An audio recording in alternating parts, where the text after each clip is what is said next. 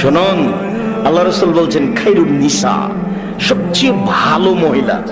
রাসূল সাল্লাল্লাহু আলাইহি ওয়াসাল্লাম বলছেন জান্নাতি মহিলা কে? এক, স্বামীর সাথে কথা বললে হাসি মুখে বলে। দুই, স্বামী আদেশ করলে পালন করে।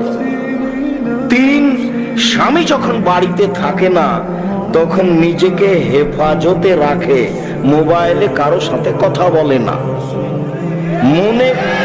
মনে করে না যে স্বামী এখন বাড়িতে নেই, একটু কথা বলে নি, এখন স্বামী বাড়িতে নাই, একটু অন্যের বাড়ি থেকে ঘুরে আসি, একটু খালার বাড়ি চাচির বাড়ি থেকে ঘুরে আসি।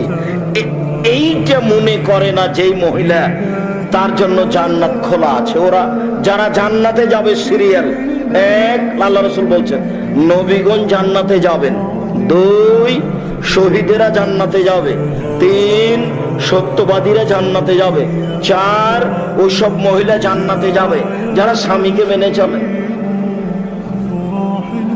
সিরিয়াল মুহাম্মদ সাল্লাল্লাহু আলাইহি ওয়াসাল্লাম এইভাবে বললেন। আমি অনুবাদক, আমি এখানে বাড়তি কিছু আপনার জন্য বলিনি। আমি আপনাকে বলছি স্বামীকে মেনেই চলতে হবে, এটাই জান্নাত। শুনুন, আল্লাহ রাসূল বলছেন খায়রুন নিসা, সবচেয়ে ভালো মহিলা। রাসূল সাল্লাল্লাহু আলাইহি ওয়াসাল্লাম বলছেন জান্নাতি মহিলা কে? এক, স্বামীর সাথে কথা বললে হাসি মুখে বলে। দুই, স্বামী আদেশ করলে পালন করে। তিন, স্বামী যখন বাড়িতে থাকে না তখন নিজেকে হেফাজতে রাখে, মোবাইলে কারো সাথে কথা বলে না,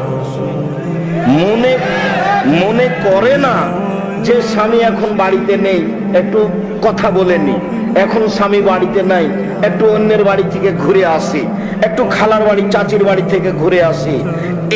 এইটা মনে করে না যেই মহিলা, তার জন্য জান্নাত খোলা আছে। ওরা যারা জান্নাতে যাবে সিরিয়াল এক, আল্লাহ রাসূল বলছেন নবীগণ জান্নাতে যাবেন।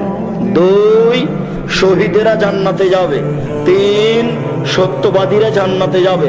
চার, ওইসব মহিলা জান্নাতে যাবে যারা স্বামীকে মেনে চলে। সিরিয়াল মুহাম্মদ সাল্লাল্লাহু আলাইহি ওয়াসাল্লাম এইভাবে বললেন। আমি অনুবাদক, আমি এখানে বাড়তি কিছু আপনার জন্য বলিনি। আমি আপনাকে বলছি স্বামীকে মেনেই চলতে হবে, এটাই জান্নাত।